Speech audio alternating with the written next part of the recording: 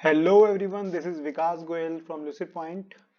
Last video में मैंने आपसे बात की थी वेक्टर अलजेब्रा की, और उस वीडियो में मैंने वेक्टर एडिशन करके दिखाया था यूजिंग ट्रायंगल लॉ। उसको हल्का सा रिकैप कर लेते हैं दोबारा से। फॉर एग्जांपल, ये एक वेक्टर ए है, दिस इज वेक्टर ए, और एक वेक्टर बी कुछ इस तरह से मैं यहाँ पर प्लेस कर देता हूँ। दिस इज वेक्टर बी, और अगर मुझे इसका रिजल्टेंट वेक्टर चाहिए, दैट मीन्स अगर मैं इन दोनों को ऐड करना चाहता हूं तो इसको कुछ टेल से यहां से ज्वाइन करके और यहां पे इसका हेड ज्वाइन कर दूंगा, और ये बन जाएगा रिजल्टेंट वेक्टर। और रिजल्टेंट वेक्टर होता है vector A plus vector B. मतलब कि इस छोटे से एग्जाम्पल में हमने ये समझा कि वेक्टर ए और वेक्टर बी को जब प्लस करेंगे तो उसका रिजल्टेंट वेक्टर की डायरेक्शन क्या होगी और किस तरह से हम उसको ज्वाइन कर सकते हैं यूजिंग ट्रायंगल लॉ। ये बात तो थी बिल्कुल सिंपल। अब इससे आगे की बात करेंगे इस वीडियो में। इस वीडियो में आपको बताने वाला हूं कि जो रिजल्टेंट वेक्टर है इसका मैग्नीट्यूड क्या होगा और साथ साथ इसकी डायरेक्शन क्या होगी। तो एग्जैक्ट अगर निकालना है हमें तो थोड़ी सी यहाँ पे हमें मैथमेटिक्स की हेल्प लेनी पड़ेगी, और दोबारा से इसको रीड्रॉ करते हैं। चलिए ध्यान से इसको समझते हैं। टॉपिक का नाम है analytical method of vector addition. Analytical method of vector addition. Analytical method का मतलब ये है कि जो ट्रिग्नोमेट्री हमने की है उसके यूजिंग ट्रिग्नोमेट्री हम इसका प्रूफ यहां पर निकालेंगे। मींस यूजिंग मैथमेटिक्स हम कैसे इसका सॉल्यूशन फाइंड आउट कर सकते हैं। तो यहां पर दोबारा से मैं एक वेक्टर यहां पे ड्रॉ करूंगा। Let's say this is a vector and this is b vector like this, and if I place here a c vector from here to here like this, so this was a vector, b vector, and this is the r vector, and r vector is a vector plus b vector. तो अब हमें सबसे पहले निकालना है magnitude of R vector. Magnitude of R vector, तो उसको निकालने के लिए कुछ एजम्पशंस यहां पे मेड करूंगा मैं। एजम्पशंस ये रहेगी कि ये एंगल जो वेक्टर ए और वेक्टर आर के बीच में एंगल बन रहा है इसको मान लेते हैं beta. Let's say this angle is beta, and यहां से एक परपेंडिकुलर ड्रॉ करते हैं। इधर से कुछ परपेंडिकुलर, इसको पहले रब कर लेते हैं, और यहां से एक परपेंडिकुलर ड्रॉ करते हैं लाइक दिस, एंड इसको इससे ज्वाइन कर देते हैं यहां पर। So this is a perpendicular. This was vector B. And let us name them. Let's say this vertex is O, this is say P, this is N, and this is Q.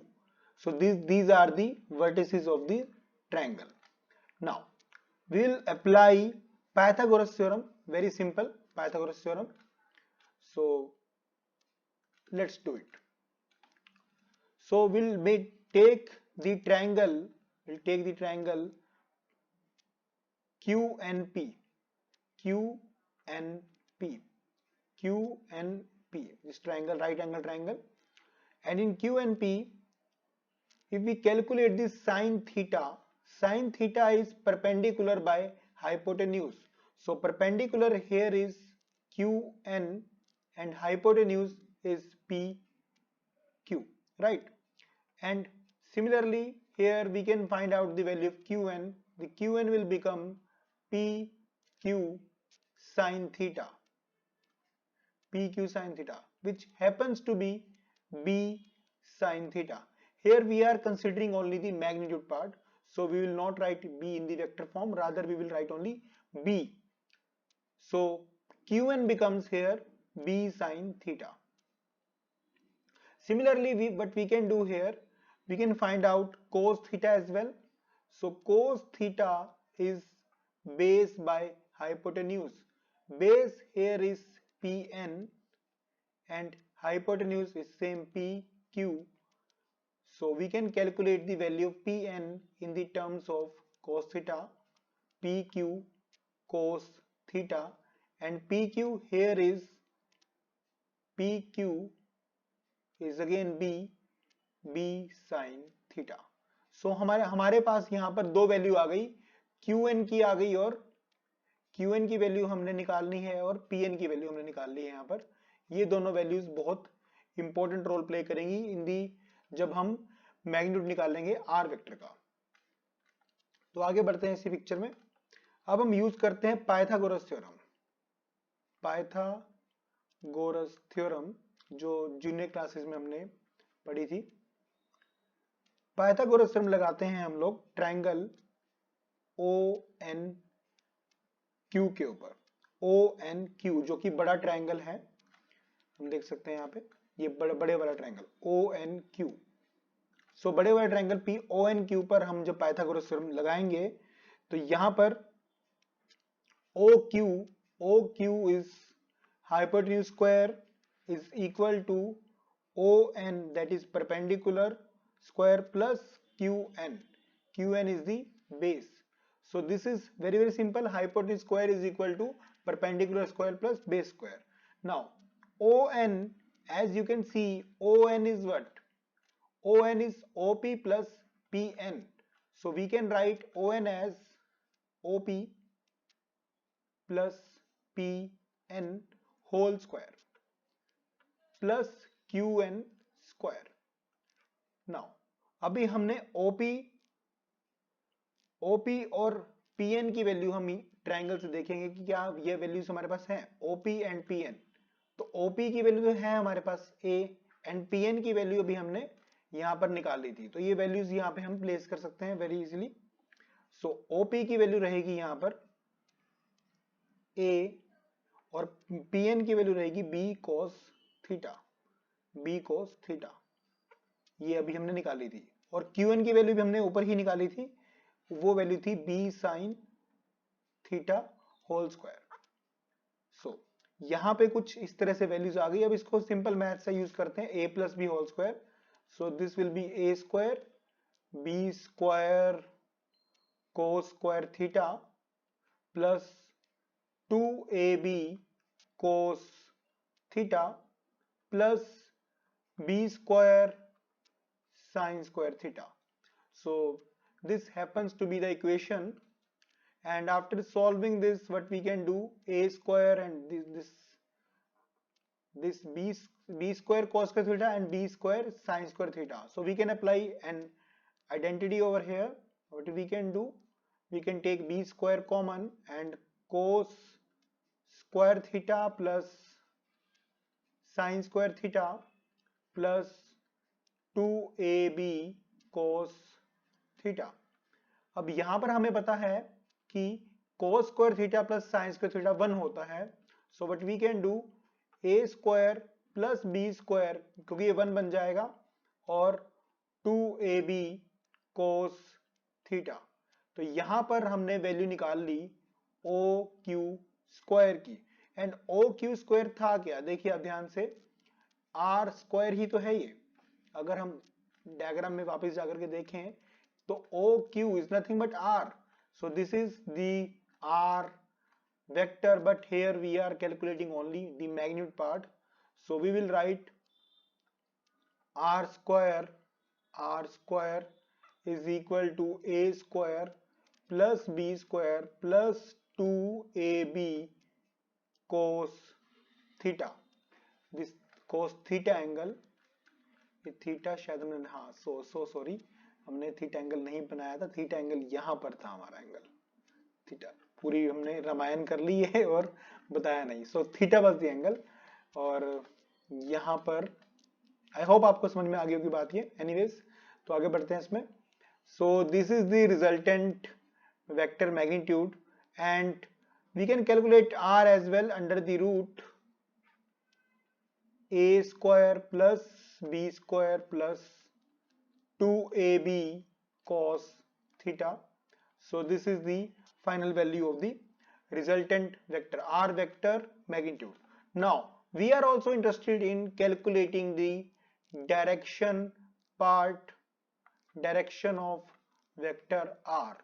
अगर हमें ये भी साथ में निकालनी है तो हम कैसे कैलकुलेट कर सकते हैं? So will take the triangle same ONQ and the same triangle will take and एक ONQ ट्रायंगल यहाँ पे हम देख लेते हैं कौन सा ट्रायंगल है। ये बड़े वाला ट्रायंगल है ONQ। This triangle will take and will take now angle beta. हम बीटा एंगल को लेंगे यहाँ पर, क्योंकि आर वेक्टर जो है वो बीटा एंगल से ही बना रहा है यहाँ पर ए वेक्टर के साथ।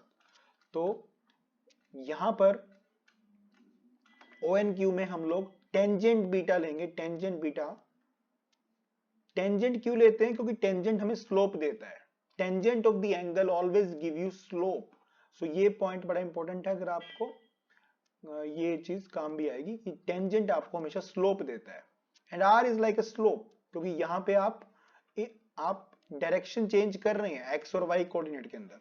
सो tangent beta is equal to QN by ON, that is perpendicular by base, and QN will remain as it is and ON is the addition of OP plus PN and QN की value थी हमारे पास B sin theta जो हमने calculate की थी, और OP A vector ही है और PN भी हमने निकाला था B cos theta. So this value gives you the direction part. This value gives you the direction part of the vector R, the resultant vector. जल्दी से इसको रिवाइज कर लेते हैं वीडियो को और देखते हैं हमने इस वीडियो में क्या सीखा है।